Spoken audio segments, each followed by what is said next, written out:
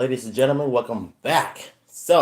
Made a promise y'all that I was gonna do a live stream of Sub Zero from the Mortal Kombat 2 series. Let me zoom in for a few minutes. Get everything set up. Cause y'all know I can't let y'all down. There's a reason why I'm doing this because one, Sub Zero is my favorite character in Mortal Kombat history. So you're welcome. Here's the paint. Wait a second.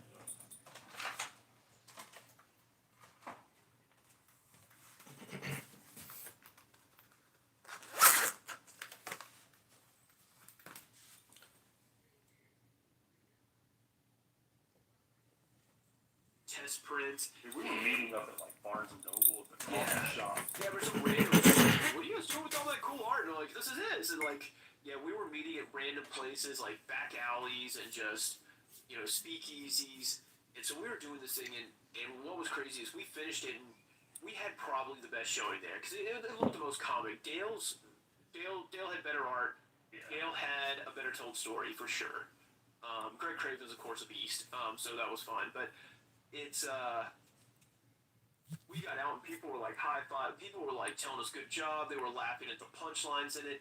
And then like Scoot and I left. We're like, yeah, guys, you have a good night. Like we turned the corner and it's like High five. Like, American Pie started playing with the lovers crying, the poets screaming. We're just like bumping chests and high fiving and stuff. And it was a lot of fun. And it was a deadline. We started. We pushed ourselves and we completed it. And while we were stressing the whole time, it was the best kind of stress we've ever had. It's no like, oh my god, I'm getting fired from work. It's just like, I want to do this and do the best I ever did. And that's when I think we were like, this is what we want to do.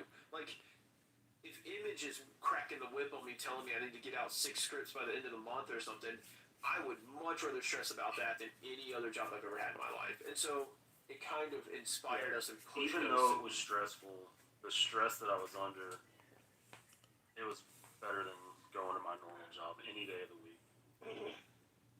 Aaron, yeah, we can. You get all that blood and the ink stuff. We can. You start. We'll follow your lead. Yeah, there's like so many people in this chat. Like I always say hi. I was joking, but like, I'd love to like hi. She'd be like, I've got a book, but I don't have money to produce it. Like, hey, let me buy your limited print run of that, and then I'll just stick the Brute Studios logo on there. The Brute Studios comics, and or I would love to be. I wish like if I hit the lottery, there's so many of you guys I'm gonna call. Like I'm gonna call Aaron and charge up a horrendous international phone call bill, and be like, hey man, quit your job. I need you to work full time for me now. Like. And it would be so fun to just have this brain trust of people who create comics and have fun doing it, kind of without constriction. Like if Hayashi literally ever came to me and was like, "Hey, I got a book and I want help putting it out," I'd be like, "Yeah, you just have to let me and Scoot look over it." And what that means is just like give him a little advice. I never want to be like, "Yeah, you got to change this plot point." Like, no, it's his plot. That's why would we want to change that? It's not like you're trying to control the narrative. You're just trying to make sure you get the best product out. Same as any of us do. Corey spotting backwards limbs or Scoot critiquing his inks, it's all to make sure we get the best thing ever. And Corey even mentioned those backwards links. Was it E-Fred? Oh, in the segment stream? Because they showed McFarlane had one. His one's a print though. At least kind of. I guess when you're a Titan like McFarlane. But yeah, how fun would that be? Just be like, hey Aaron, you got your book out? It's time. It's your month up. Let's do this.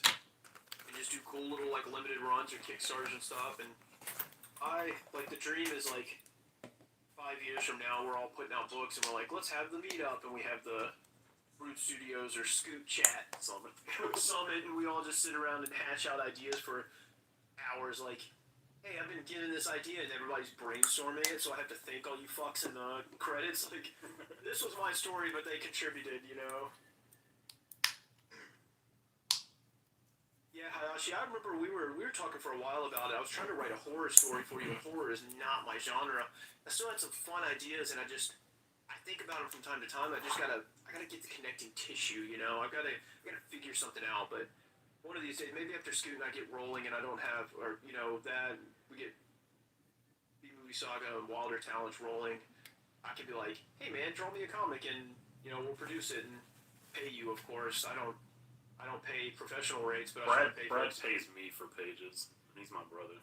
I paid Scoot because one, Scoot can always use some money, and I wanted to incentivize him to draw more. And also it looks good now that I can say, hey, I did this comic project and I paid the artist on time. He finished the last page and he had payment in his bank. And it's it's a good way to do that. That's why I was trying to pay Corey, and then now we've got to at least I'll at least help him buy his printer. I'll buy the whole damn thing if he asks me to. But the Captain Britain Corps is going to be, we'll do that. It's one of those things where we come in and we just like redefine comics, and then we go back and do create our own stuff. Like we just got to pull back. We can't reshape a studio again. We'll just do our own thing. Oh, I think Sophie's about to get caught in the cord. He's okay. I want some grace to it. There you go. Sophie's a hungry girl. You were absolutely dominating this Ghost Rider. You like, oh, Stegman did a cover in 4 hours. I can do this in 2. Yeah, that's good in this. I think the blue lines is always a good idea. Like, It is. if you guys remember some of our Instagram lives, we get on like, we don't know what's wrong today, but we're a little closer to getting the Scoot, Corey, John. We got to figure out the logistics and technical aspects of like streaming his. We at least need his iPad up here and voice, like a microphone. Even if it's like us sitting on the couch after you're done, we can get it up, and then we've got to find out. I guess we need to do it like on a Saturday before 5, so Iker will be awake. Yeah, we find a good time to do it, but yeah, I really, really, really want it. Yeah, and then Valia, who did Scoot's banner and has popped in a couple of times, he wants to stream with him once, and Which would be, yeah, if you have a Valia Chopin on he's like Balia Cho on Twitch. Valia Cho. yeah, and he was doing a stream where he was showing digital coloring, which was incredible. And then if you came into the stream and you could, anybody in the stream was allowed to request a bunny, and he would sketch a bunny. So I got a punk rock bunny, and Scoot got a pumpkin. Dude, that's all We got a Halloween bunny. Did you see it? Oh, Yeah, so you saw she it. was sitting there next to me. Okay. I named it Which Bumpkin. pumpkin? Mine was my punk rock bunny was Skank 1 after Skank 0 from Hopeless Savages. But what's funny enough is sorry. Twitch flagged my comment Skank. I saw it. And then it allowed him. Oh, I can tell I've been leaned over for a while. Got the old artist back happening.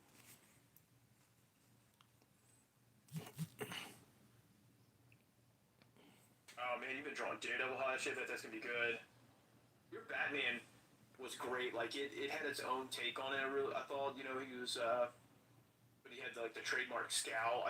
Batman and Spider-Man are one of those things. We were talking about the difficulties of drawing like Mickey Mouse, where Mickey Mouse over like 100 years has barely varied at all, and so you have like a parameter you have to work in. But like Spider-Man and Batman, you can take them and do whatever you want with them and have fun and make them your own. And I thought Hayashi's Batman was like that. I think So. that was a good point brought up on that segment stream. Someone said that one of the people that had joined the stream was saying that they could draw Spider-Man for their like portfolio. Yeah. But they said they found it hard to find a pose of Spider-Man that hadn't been done. He said he would draw something, and then he would open a book and like, oh, yep, that's been done. Never mind. And Stega made a good point. He said I can kind of feel that to a point. He said, but really with Spider-Man, you just need to make him your own. He said if it's a pose that's already been done, put your own twist on it. Yeah. It was cool because he was talking about like, yes, it has been done, but how are you gonna make it your? Yeah, I mean, even the page I had by him with Kane Parker, Scarlet Spider coming through the window. It's a classic. It's a classic Spidey pose. I mean, but he made it his own. He put his own style on it. He did a lot of like the glass coming at you that looked really good. I mean, you just have to. It's almost like the Infinite Monkey theory, where it's like the universe is so complex and there's so many people drawing comics and writing comics and drawing pictures. Inevitably, you're gonna see something Yeah. that looks similar, and that's why homage covers are such a big thing. As long as you credit people, cool. But I mean, like, you can't think that you're gonna go and be like, I'm gonna draw Spidey. What's up, Bullrun 27? Nice to see you. Just, you know, especially considering you have Mark Bagley as drawn Spider-Man. and then yeah, I mean, like, You have, then like, the you have cool standard. stuff like Spidey perched up on a building or just like sit. I love the shot of Spidey like basically sitting on a wall where he's just got his feet and he's like texting or like reading a book sitting on a wall. It's always such a good pose because it immediately shows you has this weird power that he adheres to walls, and and then it's just a cool dynamic pose. So it's always, things like that. There's nothing wrong with sampling from people you like. I mean, I do it all the time. You can look at a woman's face that I've drawn and tell me that I'm not in Michael Turner. yeah, And you just don't know who Michael Turner is. that's the only options. Yeah.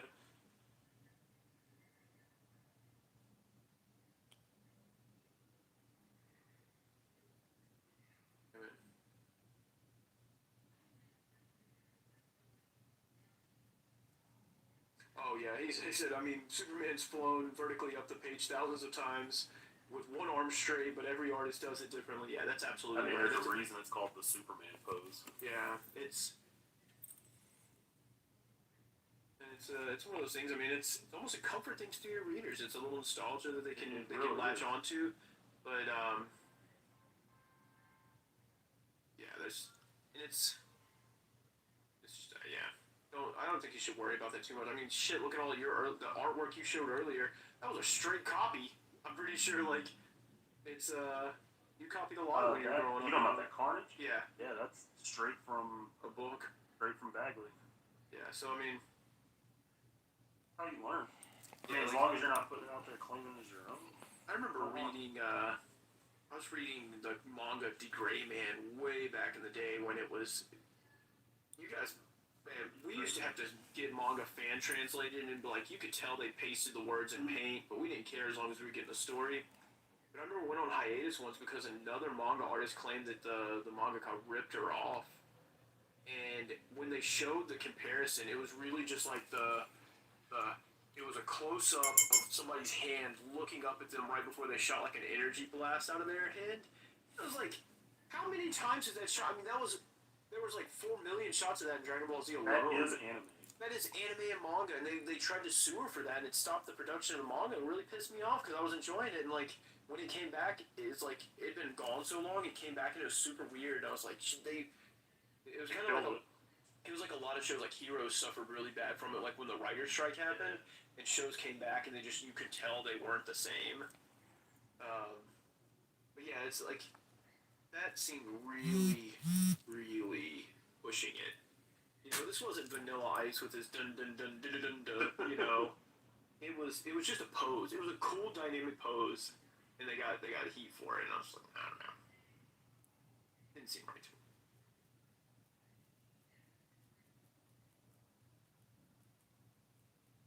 Did you guys catch Instagram Live last night with me and the missus?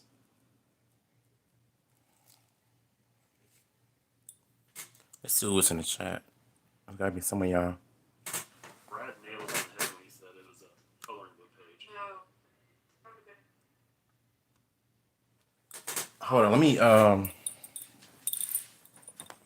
I don't know if it's person doxing, but We're gonna be doing more spooky streams like that. Yeah.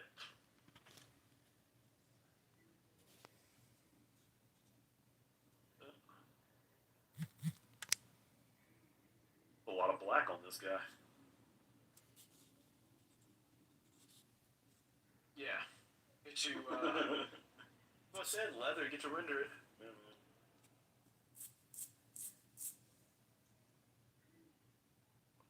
yeah, I think I'm gonna check it out too though. Andre said the same.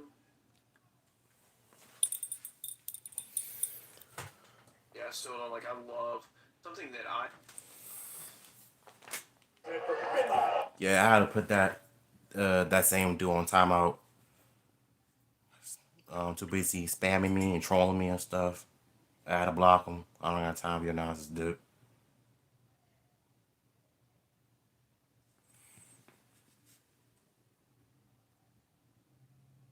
Trying to get this going. You know, it's funny because when I'm painting Sub Zero, I drew him in the past, but it wasn't like, you know, the.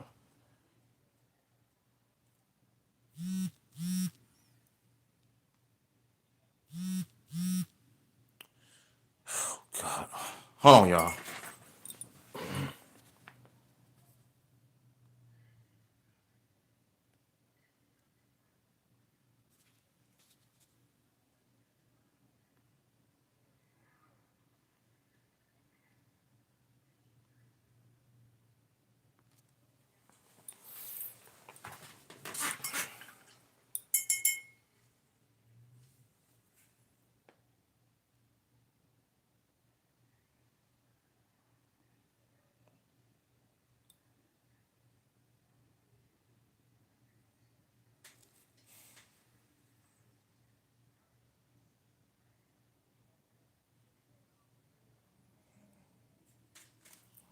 The Universal Championship. It has been a year of unmatched dominance by the tribal chief. And look at, it almost looked like a grin. Definitely a smirk on the face of the Universal Champion. Because as far as he is concerned, it's feeding time.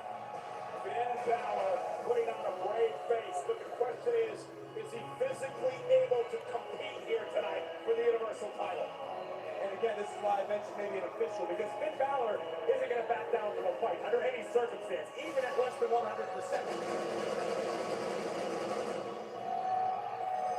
Roman Reigns is set to defend the Universal Championship against Finn Balor.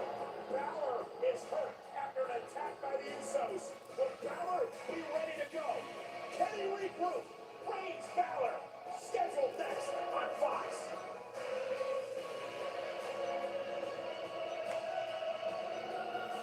How are y'all enjoying SmackDown so far? Is it any good? Anyone who gets in my way. The irresistible. So yeah, like a couple nights ago when I was watching YouTube, watching Sub Zero from MK2 gameplay, I really thought about, you know, drawing him and painting him. Cause I've been thinking about this since a few nights ago. I was like, you know, let me check this out, see if I wanna paint this bad boy on YouTube. I've been promoting this like crazy.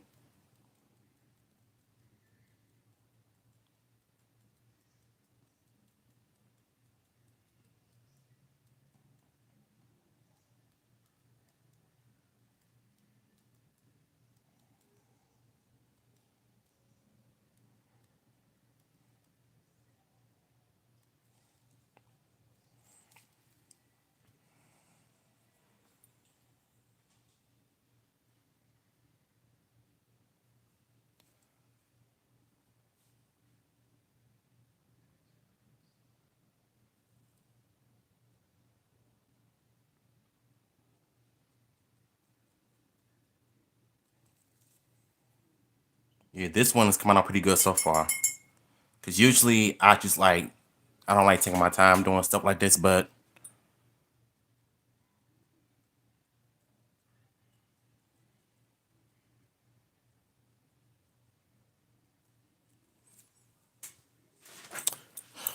but I don't mean that same guy. Oh, good. Yeah, I think that one's better than the last one I reacted to in the past.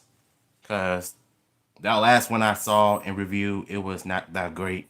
I mean, it was not that great because I feel like they were too busy judging Optimus Prime, giving him more issues.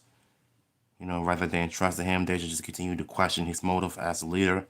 Like, and I didn't like how they made him out to be the weakest one. Since he's the leader, he's supposed to be, you know, the number one guy. But I don't know what these writers were coming up with. I don't know what they were smoking on, but I wasn't really a fan of that other War with Cybertron I seen on Netflix. But I did like the one with the Beast Wars characters in it. I thought that was done very well, and I like it overall. So that is it's like 10 times better than it's 10 times better than the one I've seen before. So I heard that it got canceled. I don't know. I'm not sure, but we'll see.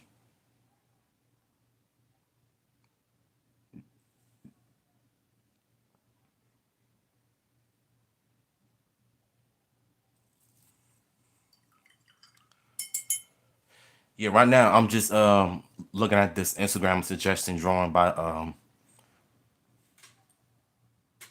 Scott Stars, who's an amazing, talented artist on YouTube. I highly recommend y'all go check him out. You know, I love his work. Like his work kind of reminds me of David Finch. I mean, David Finch, the way the veins look and the way the cross hatches be looking. Like you can literally tell that he put a whole lot of thought and effort into his stuff, and I admire that from any artist that put their time and effort into one picture. Whether it's big or small, you gotta be able to put in the effort as an artist. The story here is the condition of Finn Balor after the assault by Roman Reigns' cousins, the Usos, before the commercial break. Talk about all the potential stressors for the Universal Champion. You have to imagine it was orchestrated by the head of the table to ease his mind, perhaps soften the competition. There's no quit in Finn Balor. The official just asked Finn if he was ready to go, and it appears Finn is. The following contest scheduled for one fall is for the Universal Championship. Shout out to the ring announcer. Introducing the challenger. He's pretty cool. From Bray, County Wicklow, Ireland, Finn Balor.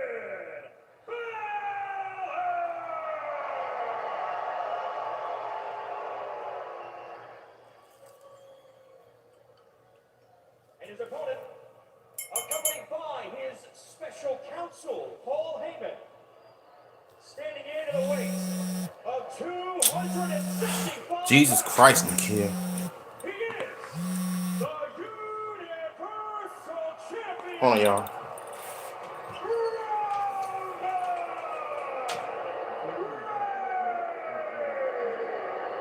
Obviously, there was some concern in Reigns' camp about the tenacity of Finn Balor and what My apologies, y'all. he brings to the table in this match tonight. Hence the attack by the Usos. Balor says he's ready to go. He can't be 100%. He's favoring his ribs. Let's see what Reigns focuses on as we get set for the Universal Championship match live in Jacksonville on Friday Night SmackDown. There's no doubt in my mind, Roman Reigns is looking for one big spear. Continue what the Usos started, damaging the ribs of the challenger, Finn Balor. Smart move right out of the gate. Reigns backing Balor to the corner, and then what a big wow! Sending Balor across the ring. And again, favoring the midsection. And the power of the Universal Champion, utilizing the strength, power disparity between these two competitors. And Corey, you've got to admire Balor for even competing in this matchup tonight after the attack. Finn Balor knows he may never get another opportunity. It's taken him 5 years to get to this moment tonight. It's absolutely admirable. It's gutsy. It's brave. Whether or not it's smart remains to be seen. Well, he's in there with a man who's had one of the most dominant runs in the history of WWE. He's been Universal Champion for over a year. He has knocked out Hall of Fame caliber superstars during this run, and he must add Finn Balor to the list. Roman Reigns just battering the challenger in the corner. I don't know if this is a smart decision by Finn Balor to continue this matchup. Well, he made it. Balor goes down low.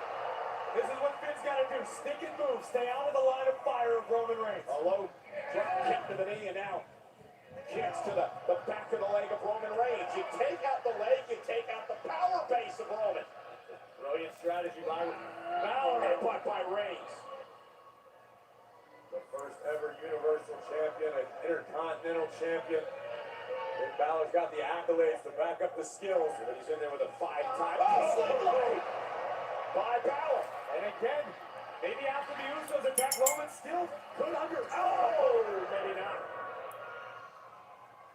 And remember, we still don't know where Brock Lesnar is tonight. He made the phone call to Paul Heyman earlier on. Roman questioned whether he's here in Jacksonville or not. We know Brock will be at the Garden next week. Oh! Spiking Balor, the champ, in control. Covered, forearm in the face, kick out by Balor. Can Finn climb back in this?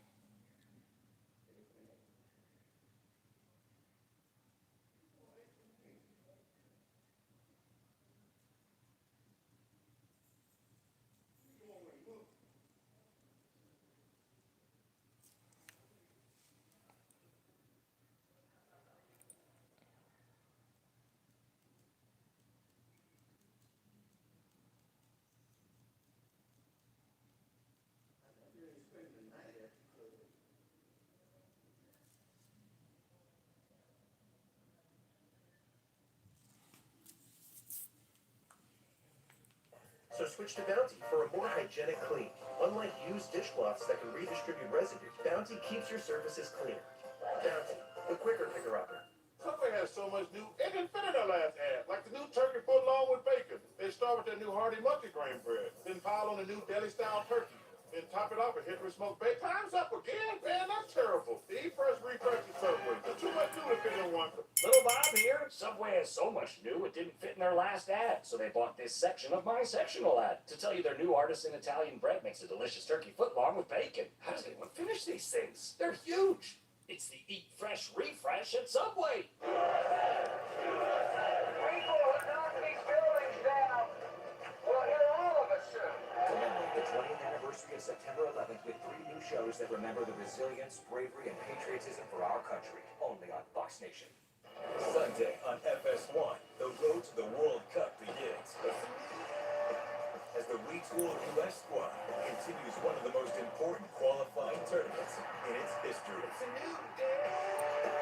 USA, Canada, Sunday at 8 Eastern on FS1, all part of the Fox Sports Summer of Soccer.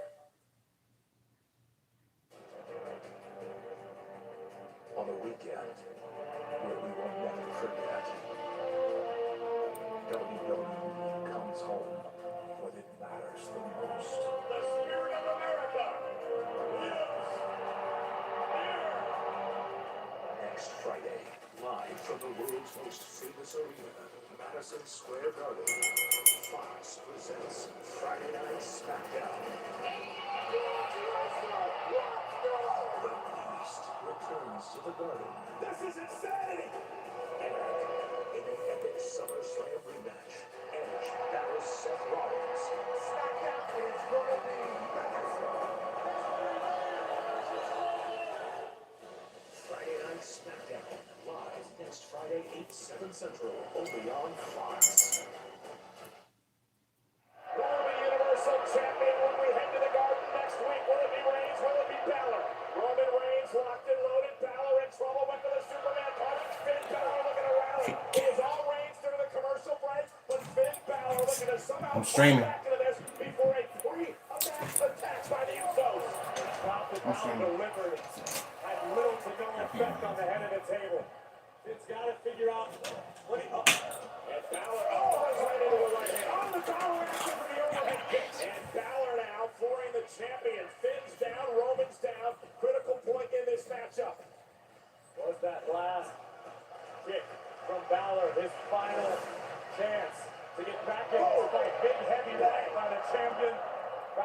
answered with the overhead kick. Reigns is down, Balor stirring. Finn Balor trying to fight through the obvious pain.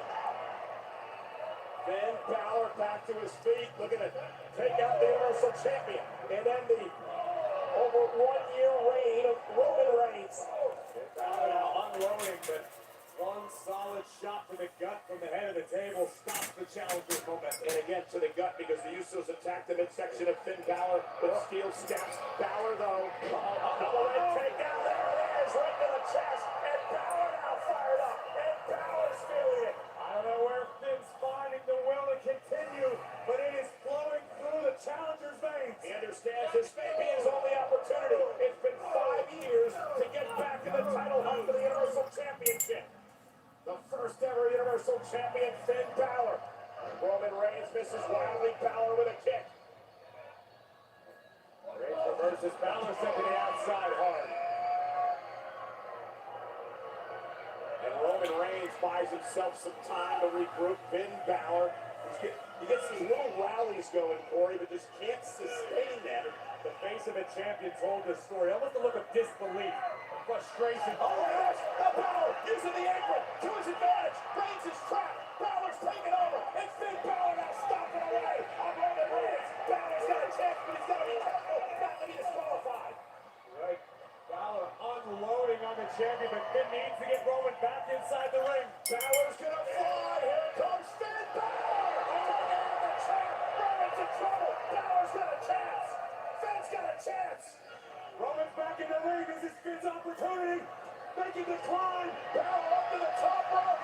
Roman in trouble. Balor going for the coup de grace. And Roman Reigns rolls out of harm's way.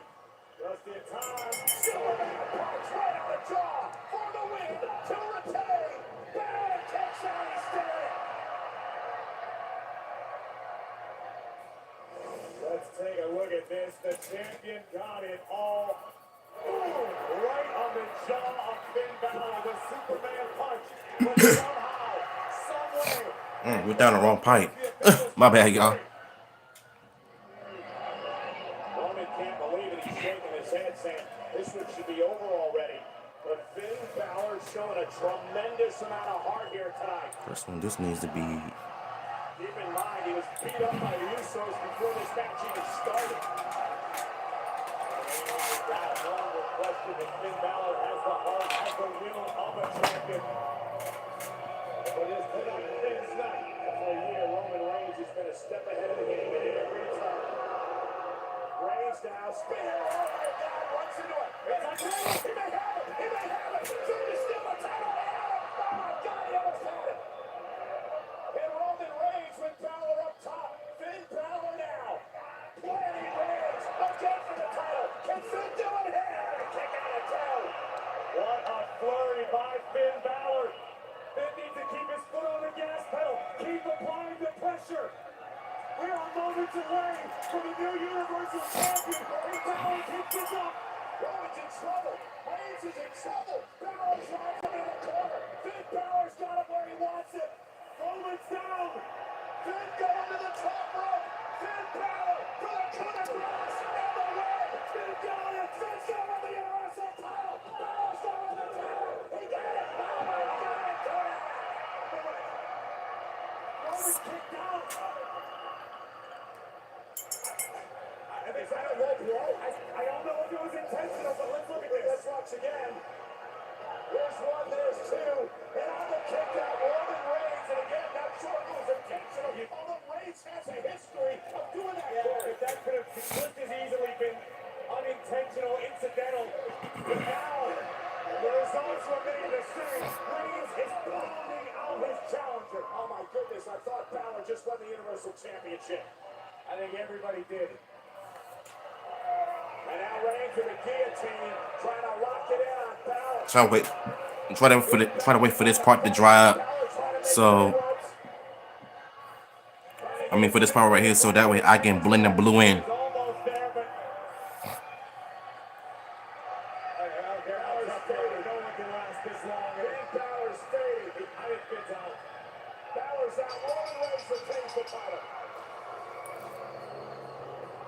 Here's your winner, and still the Universal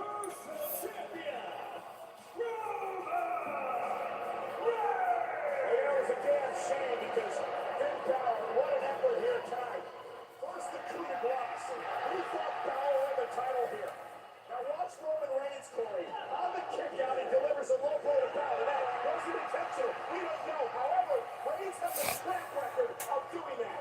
Either way, Roman took advantage, incidental or otherwise. Reigns delivering a beating to the competition and then locking Balor into the guillotine submission. Finn Balor fought valiantly, but had no choice. Now let's not forget, Corey, Balor was also attacked by the Usos before this match even began. Nonetheless, Roman Reigns' year-long dominance continues, and the Beast Brock Lesnar is lurking. The Beast Brock Lesnar is lurking next week live at Madison Square Garden in New York.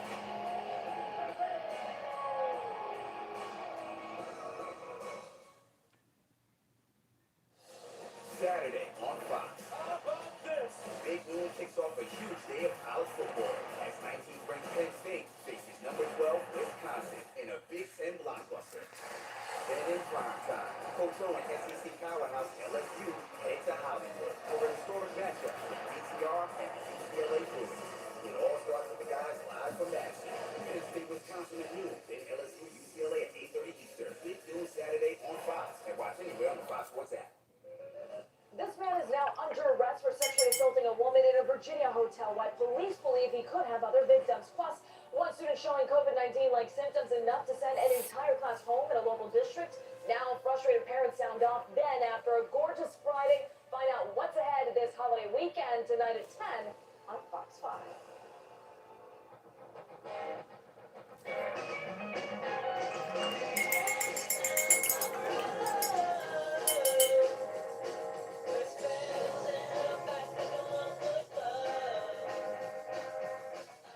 Another day, another chance.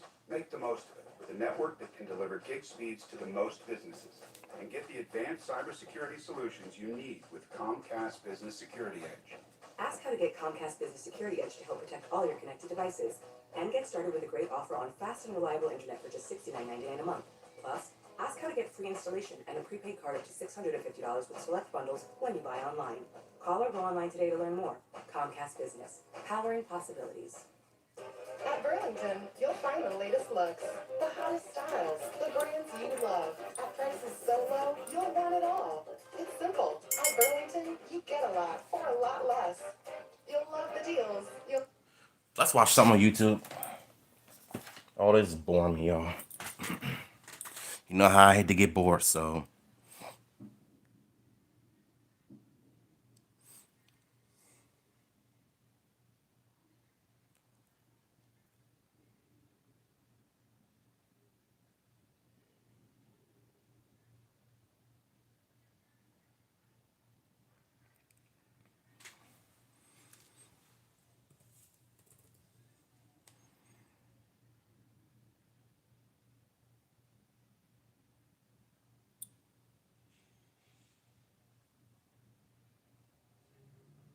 Shaved my entire body diligently, or took care of my hair, or beard, You guys or body. look forward to next. You'll see, gosh, I wore white socks and everything. Can't believe Ashley came around us again after that. It's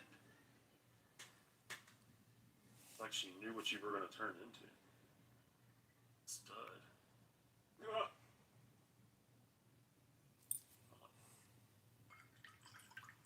I do look young as hell in that picture. What was I, probably 23, 24? That was 20, because we started dating in 2010, so. Yeah, and it's funny. You need to tell the people about how you, the first time we went out of town together was Star Wars Celebration. And we were working at Target, and you were my mate. You were like, I was her supervisor. you were my supervisor, and you had to coach me about calling Because she called in. in. And you're the one who invited me to come. He was They like, didn't know we were dating, so he had to actually coach me. Tell me that. Good stuff. she called him in the office like, I have to discipline you now, and then like a deep bass line He came in. It was literally like, had to call me in the office to tell me. And but she I was can't being ever do written that up for her again, but he's attendance. the one who was like, you need to call in. I didn't tell her to call it. She made that choice on her own. I was too But it's sexy. funny She that you had couldn't to resist. because Billy didn't know we were dating. Yeah.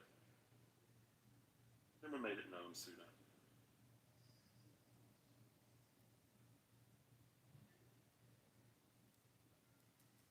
August 1st, 2010. Is that what the date is on that? Yeah. The timestamp? 11 years ago. Christ almighty. Yeah. I was 22. I'm having like a dissociative moment.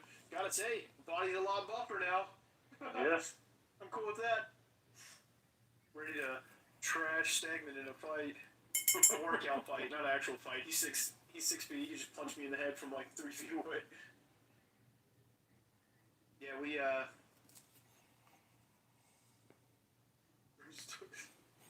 oh god.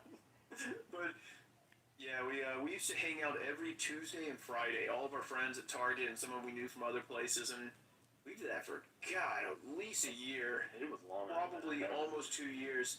And now looking back on it, I'm like, how did we manage that? Now if I'm like, Scoot and I are literally like sitting down with calendars trying to figure out when we can stream, or we all try to get together and like, man, like it took our dad croaking for us to get together. Like it takes stuff like that, you know, major events, and you have to remember to. First of all, make note that Brad said when our dad croaked. Every time he talks about our dad dying, he says croaked. Man, it's another term for dying. Sorry, when our father passed away and moved to the great beyond, like he died. He died. He died. But and we make a joke. We love our dad. Also keep it light, you know. But it Amanda, you're right. It was a fun trip. There was a lot of those times, like the Tuesdays were pretty fun, and like we'd run into like where we were staying up way later than we should. Then Friday would sometimes become a Friday and a Saturday party, and lots of Nerf gun wars. Lots of Nerf gun wars, drinking. Justin throwing up into tea pitchers. Rugs were besmirched.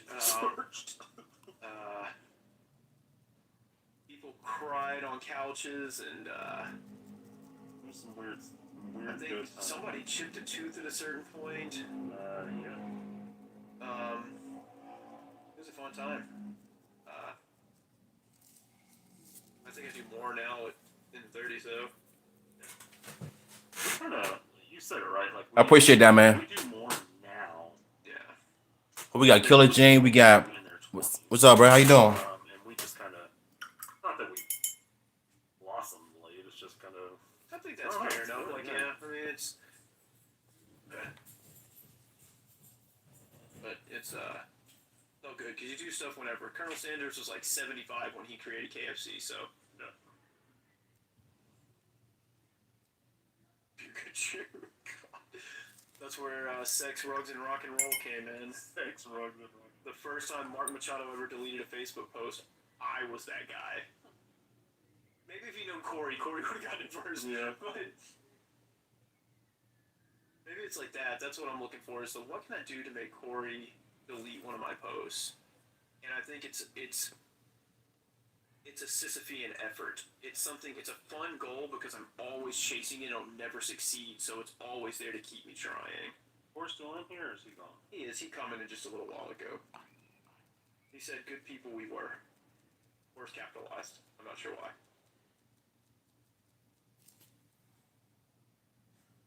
Okay, we're getting close, guys. We're getting close. I know we're 5 minutes over now.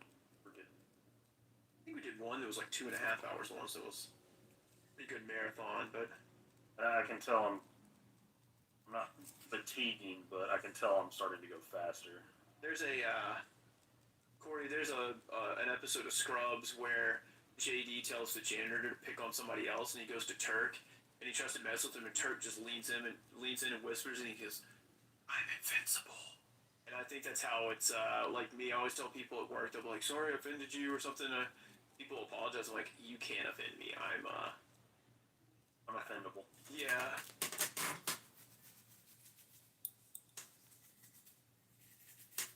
Oh, we're good people.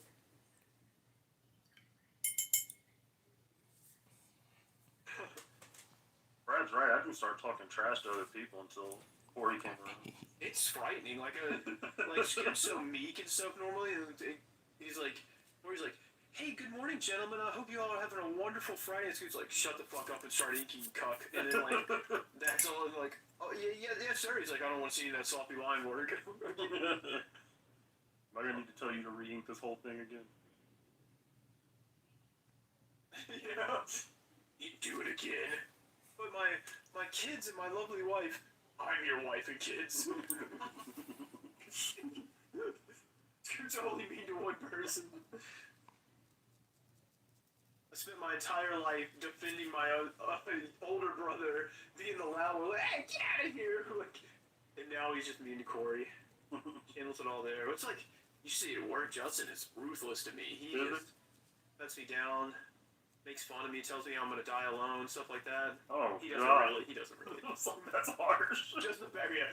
Corey channeled all of his retribution into the backwards feed. Yeah, he sure did. Man, we've been riding that wave harder than his coattails. I'll never live that down. I'm just glad you called it before I posted. I thought you did post. Oh yeah, that's right. I did post it first. Somebody inked it. You wrote down. I did post it. I was proud when Corey did the cover. I found one straight line. When Corey messaged me and says that foot backwards, my heart sank.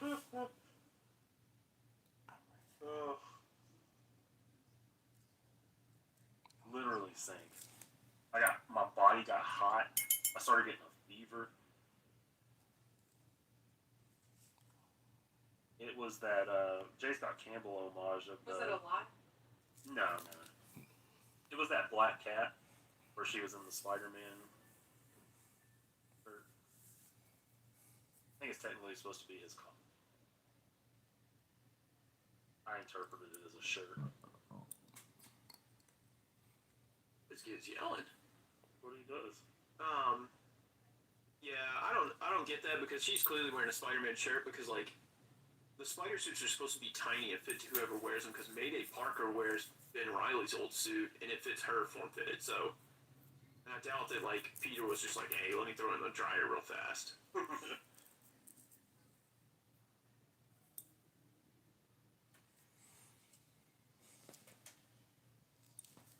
More chains up here. The tunnels! Oh, you got some up top? Alright. Probably be cool to kind of round it out. Hope you guys aren't bored yet. No, this is looking sick, man. You can tell, like, I started going really tight because the skull's very tight. And then the rest is,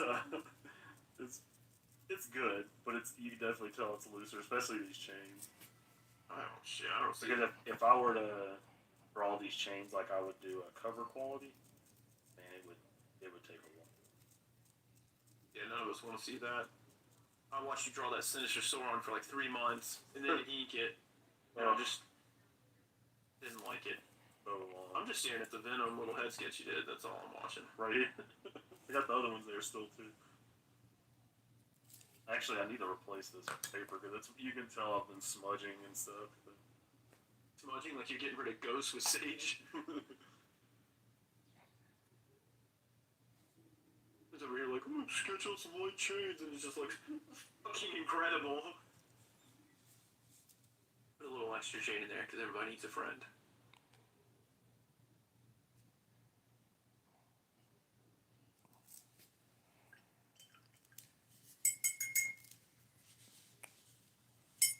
I was telling Scootin earlier in the stream that when Ann and Mom get Wi-Fi set up in their house, we're gonna have to set the smart TV up for Mom, so because she likes to tune in.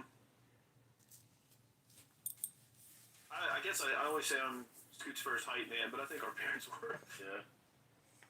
Didn't matter what I wanted to be; they always supported it. My dad. He is, yeah. Got an Aquaman, he drew.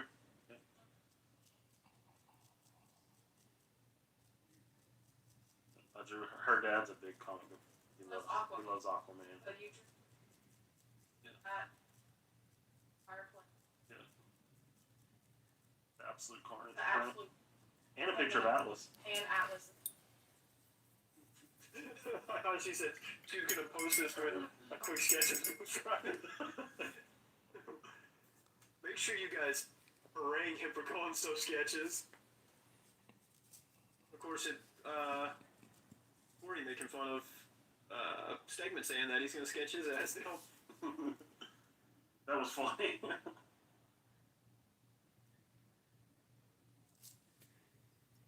Probably got a better Apple TV than I do.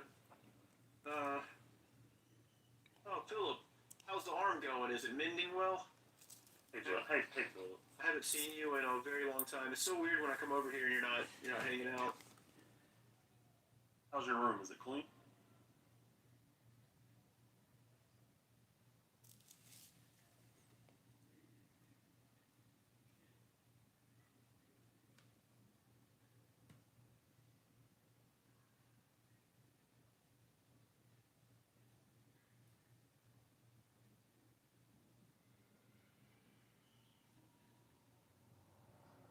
Of the PlayStation 5 to the original SKU, it's lighter. And so they did like a teardown of the system and they did some analysis on the system to see why it's lighter. And what they found is that the cooling system, more specifically the heat sink on the new version, is smaller. And as a result of it being smaller, it's lighter, but it also runs hotter. And so they basically talked about how like that could affect like the long-term longevity of the system, stability and stuff like that. Could affect maybe performance later down the line, those sorts of things. So a lot of people were mad to the point that they are engaging in legitimate forms of harassment against them.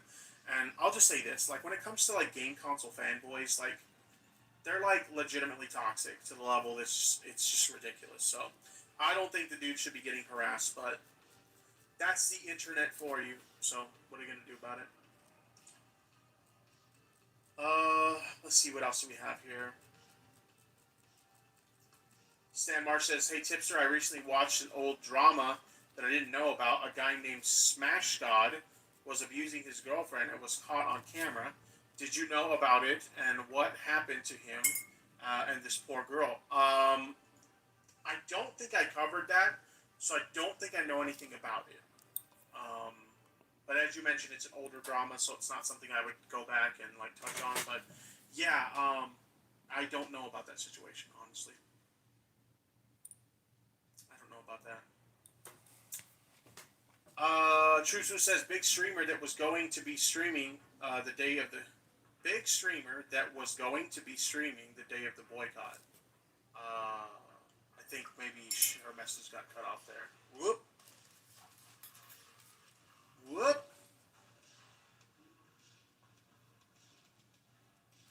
Yeah, well, Sony and Microsoft fanboys are delusional. True, Solo. True. All right, I guess we can get into the next topic, and this is another update to a story that we previously covered. I want to give a shout out to Big Tone Arcada for this next one. And actually, I just noticed that there was a topic that I was supposed to put in the lineup that for some reason I forgot to add it onto the docket here. So let me go ahead and add it real quick before we move on to this. But in the meantime, shout out to Big Tone 9000 for the update that we're about to share in a second here. Some of you guys may remember very recently I covered a story involving Britney Spears. We've been covering the whole Free Britney movement and stuff like that, and I will continue to post updates as interesting bits of information come out. But one of the things we covered right around the time we were covering that was someone was accusing Britney Spears of assaulting them. And one of the reasons why we covered that is because there was a lot of concern by people who are part of the Free Britney movement that this was going to have a negative impact on her ability to get out of her conservatorship and stuff like that, that they could be used against her in order to, basically fight that case appropriately. So we do have an update in regards to that. But before we get to that update, let's talk about this Arcadum allegation. So again, shout out to Big Tone 9001 for the update on this story. We did talk about the allegations against Arcadum. And there were many allegations. I think last time I heard there were up to 20 different twit-longers against the guy, accusing him of being extremely inappropriate with women, one of which alleges that he actually sexually assaulted them, which, very serious allegations to say the least. But it is important to understand they are still allegations at this moment in time. But either way, when you look at all the evidence that's available, audio recordings, screenshots, stuff like that, it does not look good for the guy. Like, on so many levels, it looks pretty fucking bad, if I'm being completely honest. But in any case, we do have some updates in regards to the situation, or an update, rather, and that is that Arcadum has responded to the situation. Now, initially, we were told that Arcadum was going to respond like the next day on a stream to the situation. That stream never happened. This is actually where they said I will be addressing the events tomorrow on stream. Right now, I'm trying to find a place to set up so I can. I guess they didn't find a place to set up because we didn't get that live stream. But now, as of last night, we have this response in the form of a twit longer, and we're going to take a look at that now just to see what they have to say. Because in fairness, these are allegations, so it's only fair to listen to both sides of the argument. So let's do our due diligence and let's see what they had to say in regards to these allegations against them. So here we go. To everyone, the past few days have been a difficult time for a lot of people, including my family, friends, and the entire community as a whole. For me, it has also been a time of personal reflection. There have been many stories and feelings shared about some of my actions over the years within the D&D community. I have been processing a lot and want to address matters as best I can. I realize I will not be able to repair much of the damage that has been done or properly share my full perspective, but I owe an explanation and apology to all those affected.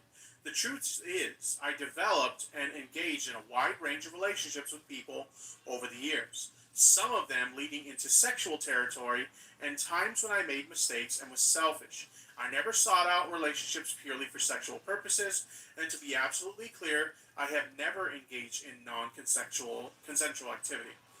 These are relationships that developed as genuine friendships. I greatly value these friendships and still do, yet I have been unfair to many of them, and I am sorry for the hurt that I caused them. In addition to being unfair to my friends, I have also been unfair to my wife, Tiffany. And I will say this, a bit of a correction. When I previously covered this story, as well as a lot of people previously covered this story, they referred to Tiffany as his girlfriend. Tiffany was not his girlfriend. Tiffany was his wife.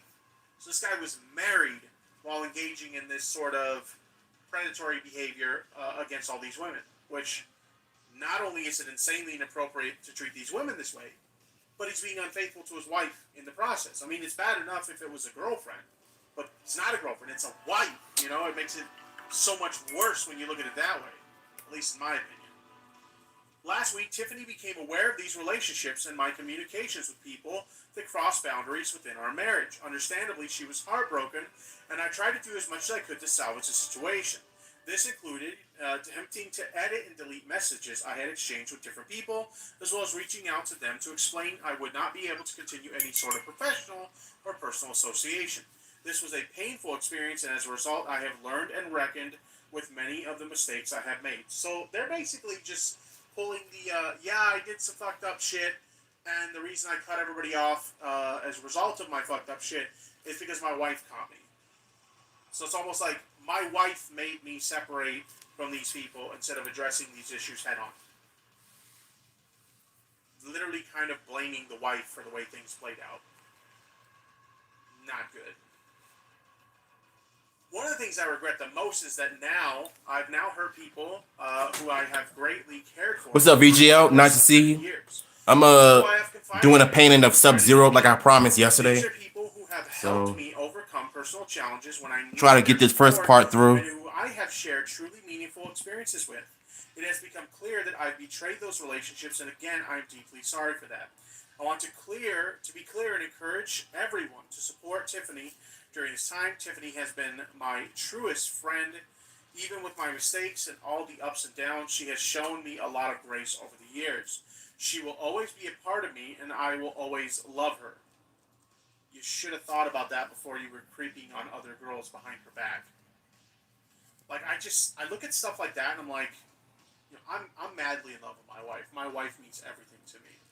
And I couldn't imagine, like, doing something like that behind my wife's back. Like, it's one thing if you're, like, friendly with someone and you, like, playful flirt as, like, jokes and memes and stuff like that. Or, like, when you're married, it doesn't mean you're blind. So, like, some people still look and stuff like that at, other women and stuff like that. But as long as you're, like, not doing anything inappropriate or you're, like, crossing the boundary, like, it is what it is, right? Every relationship has different boundaries. But like this, dude, like he was literally trying to like hook up with like other girls and stuff like that, or trying to have some sort of sexual interactions with other girls while being married. Like, dude, the betrayal of your wife is unreal. To those who have been reaching out, I'm sorry that I have been unresponsive. I don't know where to begin in explaining everything or apologizing to so many of you I have let down. I have removed myself from Callus Row, Verum, and other D&D spaces. I don't want to cause any further harm in a community that means so much to me. I will not be streaming as I continue to reflect on my actions and seek therapy for personal issues I have struggled with for some time. In the meantime, I wish nothing but the best for everyone involved in this situation and the wider Arcadum community. Or community, rather. And then he signs it as Arcadum. So, that's their response. Essentially, they're just like, yeah, I kind of did some messed up stuff. And the way things played out, the way they did is because my wife caught me. And it's like, dude, like, it doesn't really feel like he's taking accountability for it. It feels like he's just trying to, like, in a sense, sweep the situation under the rug, and then just blame his wife for the way things played out. I don't know, that response doesn't sit right with me. But I don't know, that's how I feel about it. What do you guys think? Yeah, so right now I'm using the alcohol base marker to fill in some of the faded areas. So I think what I'm gonna do is I'm gonna wait for this part to dry before I move on to the other area. I'm only gonna work on the costume, but for the skin tones, I'll probably do the rest of it sometime next Monday. But for right now, I think I'm gonna close this off by 10:30 or 11 o'clock. I'm not sure. I don't know. Gallery, thank you for the $5 super chat. Sorry I can't stay the whole stream, but I'll definitely come back and watch later. Have a great night, Tipster. Well, thank you so much. Azaria Sin gave a super sticker for $5. Thank you so much. Phoebes Z became a member 2 months in a row now. Thank you so much for the Tier 1 membership. Gone Gamer 2300 also became a member, renewing the membership for 2 months. Thank you for the Tier 1 membership. And Armored Werewolf, excuse me. Thank you for the $5 super chat. Supervisor sold me 32 Genesis games. How's it going? And happy Labor Day weekend. Happy Labor Day weekend to you too. And congrats on the Genesis games. Pretty awesome stuff. I'm hoping at some point I could start adding to my collection again, but it's just not in the cards right now. So. Scratchy Astora says, surprised he hasn't been cancel cultured. I mean, in fairness, it does seem like that's happening. Tyx Demon, did you see any updates? Alright, so now I'm gonna go to this other part of the costume right here. You know what? I think what I'm gonna do is, before I do this, I'm gonna focus on the chest and the ab area of the costume of Sub-Zero. So in the chat on another account. What's up, dude? How you doing? Good to see you. Like LC says, I was in a dark place. I messed up, but I didn't mean to. The other person started it. I take accountability, but I don't want to. Stop making essays and just admit what you did, lol. Yeah, nobody can just ever, like, own up to, like, their shit. I've never understood that about YouTubers because, like, granted, I haven't made a lot of, like, mistakes throughout my time on YouTube, but I've made mistakes. And most of the time, like, the kind of mistakes I've made are, like, really minor. But I've always been really good about owning up to my shit. Like, I've tried to explain this to, like, anytime I see a content creator that I'm in communication with and I see them, like, fuck up and, like, just make the situation worse, like, I can't tell you how many people I've told, like, dude, like, if you just, like, own up to your shit, admit wrongdoing, and learn from your mistake, like, dude, you can avoid so much fucking hassle. Like, I have so many people who are, like, desperate to, like, you know, try and, like, ruin my credibility and stuff over, like, the most minor shit. Because they think, like, oh, you know, I won't be able to handle criticism or whatever, and I'll make it into a big thing, and then it'll ruin me, right? But, like, no, like, anytime I get called out on something, if I think it's legitimate, then I'm like, hey, you know what, you got a good point there. Yeah, I kind of fucked up. My bad, dude. Like, I own up to it. And they're, like, shocked, because they're like, holy shit, like, he just owned up to it. Like, who does that, right? And it's like, you can really avoid so much hassle if you just own your shit. We're all human. We all make mistakes. It's going to happen. But you don't have to be a dickhead about it, or you don't have to be in denial. Just own your shit and move the fuck on. It's that simple. It's really that simple. Anyway, let's move on to the next bit. I kind of touched on this briefly earlier. Shout out to Magnet Mig in the Discord server for submitting this topic. As I mentioned before, we had a story that we previously covered, somewhat in relation to the Free Britney movement for Britney Spears. We briefly touched on the fact that she was being accused of basically assaulting like her housekeeper. It was like misdemeanor battery that she was potentially facing as a result of this. And so a lot of people looked at this and said that, you know, she's trying to get out of this conservatorship, and this could potentially be extremely harmful to her case if she ends up getting charged for this. And so we do have an update in regards to that situation. It's a bit of a small update, but it's an update nonetheless, so we're going to take a look at that. This is over on people.com, and the update says Britney Spears will not face charges after being accused of misdemeanor battery by a housekeeper. So if you were concerned that she would face charges and that could potentially later be used against her in a courtroom in regards to her conservatorship case, it doesn't look like that's going to be the case now because she's not facing charges for this action. Prosecutors declined to press charges against Britney Spears based upon insufficient evidence that a crime had occurred and the lack of injury to the housekeeper. So this is good news. Britney Spears will not face criminal charges after being accused of a misdemeanor battery case by an employee, the Ventura County District Attorney's Office announced on Wednesday. The singer, 39, has been accused of slapping a phone out of her housekeeper's hand. Now we're getting a little bit more specifics on exactly what they were accused of doing, because we had been told that they struck them somehow, but we didn't know the specifics. Apparently they were being accused of slapping a phone out of the housekeeper's hand. During an argument on August 16th regarding the veterinary care of Spears' dogs, the housekeeper filed a report with Ventura County Sheriff's Department for alleged misdemeanor battery indicating damage to the phone's screen protector. The employee had no visible injuries. The misdemeanor unit supervisor, Blake Heller, reviewed the case. However, prosecutors declined to press charges against Spears based upon insufficient evidence that a crime had occurred and the lack of injury to the housekeeper or significant damage to the phone, according to a news release from the DA's office. So they basically investigated this and they're like, well, you know what? We don't see enough evidence to conclude that anything actually happened, so we're not pressing charges. In a statement obtained by People, Spears' lawyer, Matthew Rosengart, said, to its credit, the Ventura County District Attorney's Office has now, not surprisingly, formally rejected the misdemeanor allegations against Britney Spears, which the Sheriff's Department itself has acknowledged was a very minor or extremely minor incident, even as alleged, and there was also no striking or obviously no injuries.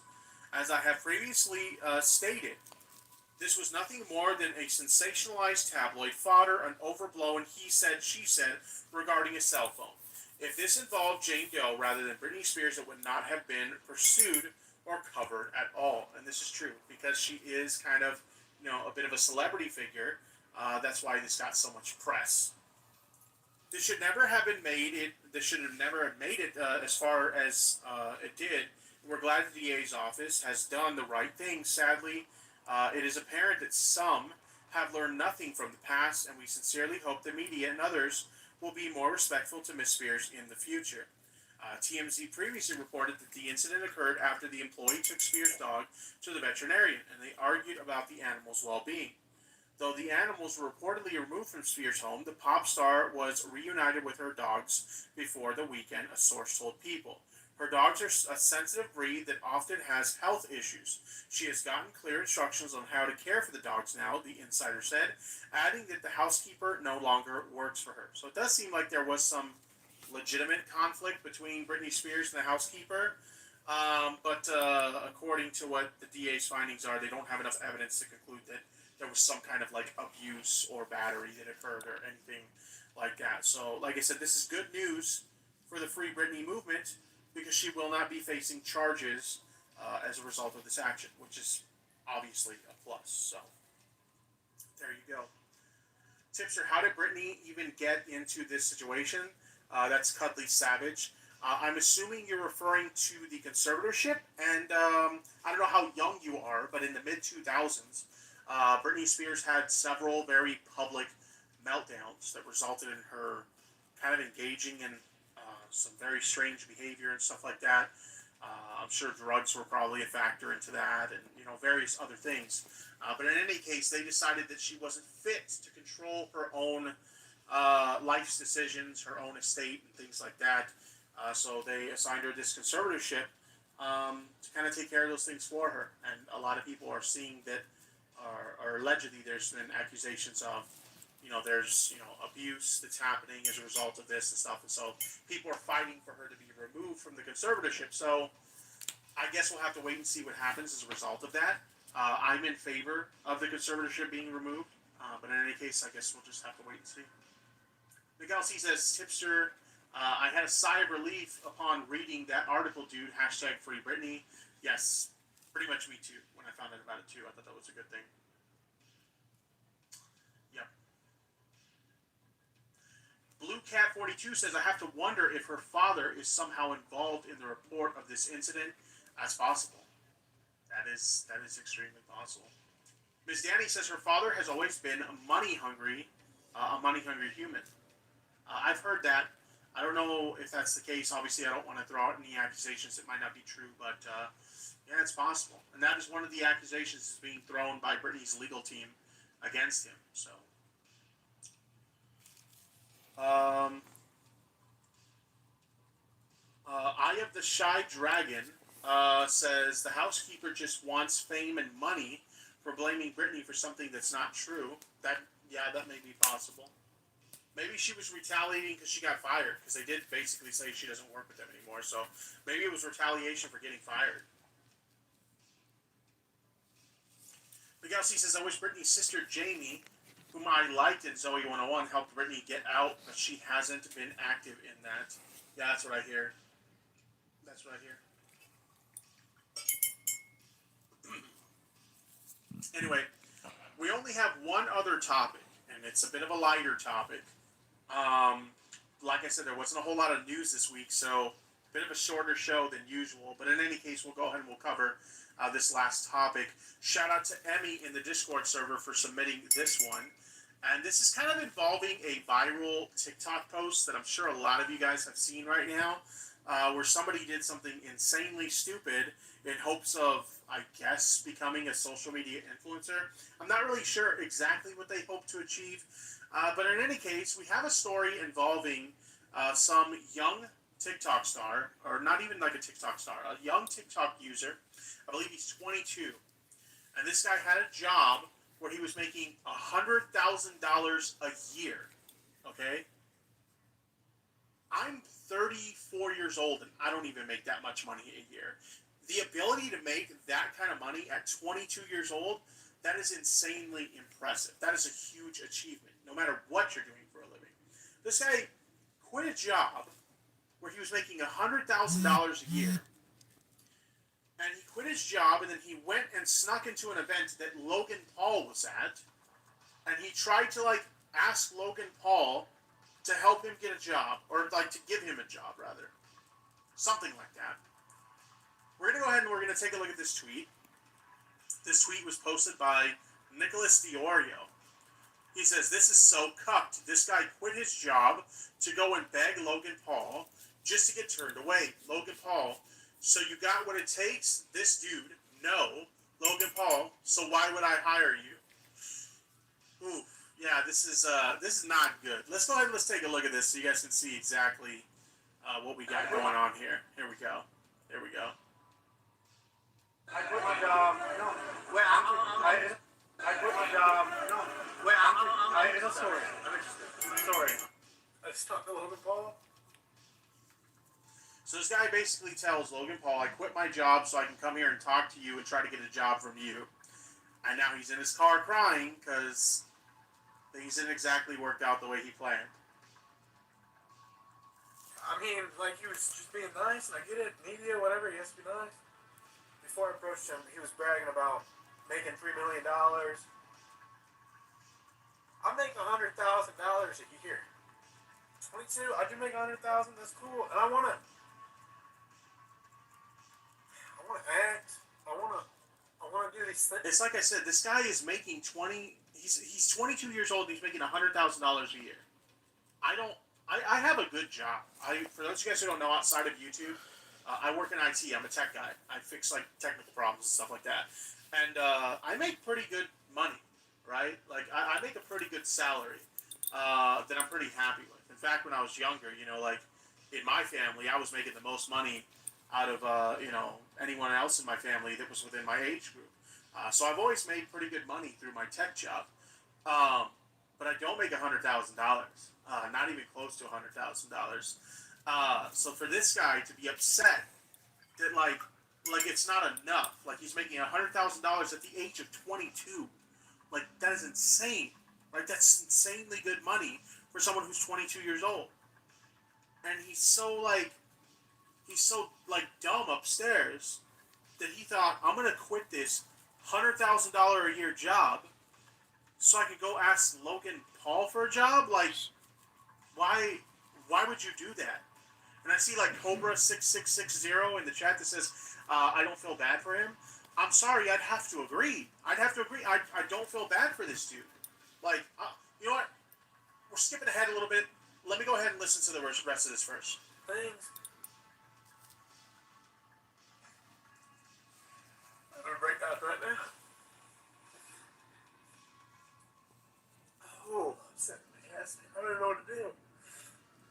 You didn't really think this through, did you? And this is the problem with like a lot of younger people, is they don't think these things through. You gotta have a plan, right? You have to have a plan. Whenever you're trying to do something life changing, you can't just like drop everything you're doing and then like pursue this thing. Like you have to have a plan, okay? And like this guy, he shows footage of like him talking to Logan. And the guy clearly didn't have a plan going into this. His plan was, I'm going to quit my job. I'm going to sneak into this event that Logan Paul's at. I'm going to approach him and ask him for a job. He didn't have any backup plan for if he says no, this is what I'm going to do. He didn't have any plan for, like, this is what I want to do for Logan Paul. He didn't even know what the fuck he was going to say to him. Like, that's how unprepared this guy was. Because let's say, for example, okay, Logan takes this guy seriously, right? Okay, you know what? This guy had the balls to approach me. Let's give him a fucking shot, right? I feel like, if this guy at least made a good effort to, like, sell himself, maybe Logan would have said, you know what? This guy's got guts. Let's give him a shot, right? Which he's not entitled to do that at all. But, like, let's say if this guy came a little bit more prepared, maybe he actually had a shot. But he wasn't prepared. No, he wasn't prepared for anything. Check this out. Like, I did come up here by myself. I do have family, but we're not the closest. And I don't have really... I see Truth Loot in the chat say, if his former job is hiring, where do I submit my application? True. The close friends. There's millions of people trying to do what I'm trying to do. And see, that's part of the problem. Because I'm assuming he wanted to be like a social media influencer or something like that. That's part of the problem, is there's so many people chasing this dream, right? Like, I'll be honest, like, I'm happy with my day job. Like, if I have to do my day job for the rest of my life, then whatever, I'll do my day job. But I'm pursuing this dream too. I've been doing this YouTube thing for 15 years. And only in the past year or so have I gotten any significant traction in this YouTube game, right? But I've been trying to do this for 15 years, I'm chasing the dream too. But, like, I'm smart, though. Like, I'm not going to quit my day job to just go all in on YouTube if I'm not making enough money on YouTube yet, right? Like, what the fuck? Like, use your fucking head. If you want to pursue the dream in your free time, okay? But don't just walk away and give up everything you have that you currently have to pursue some dream that might not even work out. I would go as far as to say, when it comes to people who are successful at this, let's say 10,000 people attempt a YouTube career. They upload content regularly, they're on the grind, or maybe they're streamers, they stream regularly, whatever the case may be. Let's say 10,000 people attempt to be YouTubers. Out of those 10,000 people, likely, if I had to guess, only one of those people will be successful. And the margins are probably bigger than I'm saying. I'm just guessing 10,000. 10,000 people try to be successful YouTubers. Only one of those 10,000 people will succeed. It's a flooded market. Insanely flooded. Everybody wants to be a YouTuber, or everybody wants to be a streamer now. watch the clip, okay? Sneak every day. No, I quit my job. No, it's a story. I'm interested. Story. I quit my job legit 2 days ago. I came up here, took a risk. I'm originally from Ohio. Did you sneak up here? No, I didn't sneak in here. I didn't sneak. What do you mean sneak up? Like on stage? Or you just like? Yes, I did. It's one of the sneak I'm videos. sorry. I just. Did you print the ticket and stuff? No.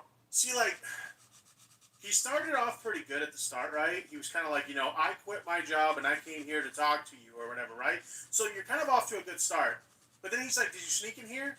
He's like, yes, I risked. If he was like, yes, I risked everything to sneak up here and have a conversation with you because I think I got what you need.